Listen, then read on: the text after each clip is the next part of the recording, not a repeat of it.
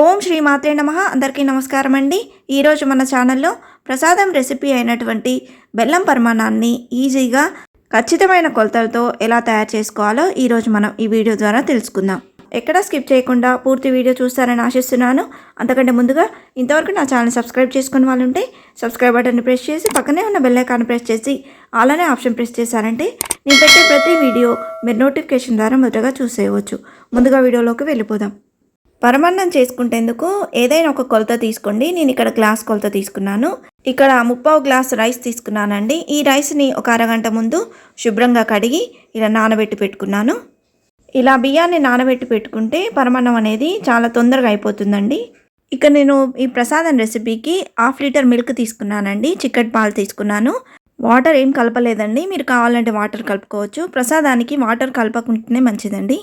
మనం పరమాన్నానికి బియ్యం అనేది గ్లాస్ కొలతతో 3/4 గ్లాస్ తీసుకున్నాం కాబట్టి పాలు అనేవి 3 గ్లాసులు ఫుల్గా తీసుకున్నట్లయితే మనకు పరమాన్నం అనేది కొంచెం లూజుగా చాలా టేస్టీగా ఉంటుంది. ఈ పాలని చక్కగా మరగనిద్దాము. ఇప్పుడు పాలు మరుగుతున్నాయి కదండి. ఈ పాలలోకి ముందుగా నానబెట్టి పెట్టుకున్న ఈ బియ్యాన్ని వేసేద్దాము. పరమాన్నం ఎప్పుడైనా మెత్తగా ఉంటేనే బాగుంటుందండి. అందుకని దీన్ని పాలల్లోనే చాలా చక్కగా ఉడికించుకోవాలి. కాసేపు మూత పెట్టేసి ఉడకనిద్దాము. ఈ మూత అనేది ఫుల్గా పెడితే పాలు పొంగిపోతాయండి.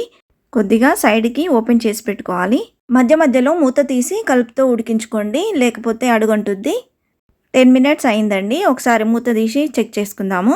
రైస్ చక్కగా ఉడికిపోయిందండి. ఇలా మెత్తగా కావాలి. ఇప్పుడు ఇందులోకి బెల్లాన్ని వేసుకుందాము. బెల్లం ఎప్పుడైనా అన్నం పూర్తిగా ఉడికాక మెత్తగా అయ్యాక మాత్రమే బెల్లాన్ని వేసుకోవాలండి, లేకపోతే రైస్ అనేది ఉడకదు. ఈ బెల్లం కొలత అనేది 3/4 గ్లాసు రైస్ తీసుకున్నాం కాబట్టి ఒక ఫుల్ గ్లాసు బెల్లం తీసుకున్నట్లయితే టేస్ట్ చాలా బాగుంటుందండి. మీరు స్వీట్ ఇంకొంచెం ఎక్కువ తీసుకుంటారనుకుంటే ఇంకొంచెం బెల్లాన్ని యాడ్ చేసుకుంటే సరిపోతుంది. బెల్లం అంతా కరిగేలాగా చక్కగా కలుపుకొని ఒక 2 నిమిషాలు ఉడికించుకుంటే సరిపోతుందండి.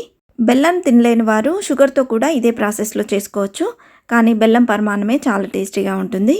ఇప్పుడు ఇందులోకి 1 టేబుల్ స్పూను ఇలాచీ పౌడర్ వేసానండి. ఇలాచీ ఫ్లేవర్ చక్కగా పట్టేందుకు ఇంకొక 2 నిమిషాలు ఇలాగే ఉడికించుకోవాలండి. ఇది ఉడికేలోపు డ్రై ఫ్రూట్స్ని వేయించి పెట్టుకుందాం. వేరొక స్టవ్ మీద ఒక గిన్నె పెట్టుకొని అందులోకి ఒక 2 టేబుల్ స్పూన్ నెయ్యి వేసుకొని అది మరిగాక అందులోకి మీకేమి ఇష్టమో ఆ డ్రై ఫ్రూట్స్ అన్నీ వేసుకొని చక్కగా వేయించుకోవాలండి.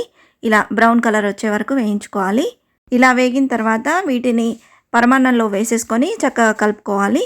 మనం తీసుకునే బియ్యం కొలత ఈ పాల కొలత అనేది కరెక్ట్గా ఉన్నట్లయితే ఇలా జ్యూసీగా పరమాన్నం అనేది చాలా టేస్టీగా ఉంటుందండి. చూడండి ఈ టెక్స్చర్ ఎంత బాగుందో. బెల్లం కూడా నేను చెప్పిన క్వాంటిటీలో వేసినట్లయితే టేస్ట్ కూడా చాలా సూపర్గా ఉంటుందండి. ఇంకా కావాలి అనుకున్న వాళ్ళు ఇంకొద్దిగా నెయ్యిని పైన వేసేసుకుంటే ఇంకా టేస్టీగా ఉంటుంది. ఇలా చేసినట్లయితే పాలు కూడా అసలు విరిగిపోవండి. కొద్దిమందికి పాలు విరిగాయనే కంప్లైంట్ ఉంటుంది కదా. ఈ విధంగా చేసినట్లయితే పాలు కూడా అసలు విరిగిపోవు.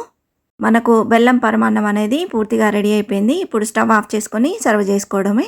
నేను చెప్పిన కొలతలతో ఈ పద్ధతిలో చేశారంటే గుళ్ళో ప్రసాదంలాగా టేస్టీగా చాలా బాగుంటుందండి. మీరు ట్రై చేయండి. ఇంతే ఫ్రెండ్స్, ఈ వీడియో మీకు నచ్చిందని ఆశిస్తున్నాను. ఇలాంటి ఇంట్రెస్టింగ్ వీడియోస్ కోసం please subscribe my channel and press the bell icon. అలాగే లైక్ చేయండి, షేర్ చేయండి. మీకు ఏమైనా సందేహం ఉంటే నా కమెంట్ బాక్స్లో పోస్ట్ చేయండి. మరొక మంచి వీడియోతో మేము ముందుకు వస్తాను. అంతవరకు సెలవు. సర్వేజన సుఖినో భవంతు. స్వస్తి.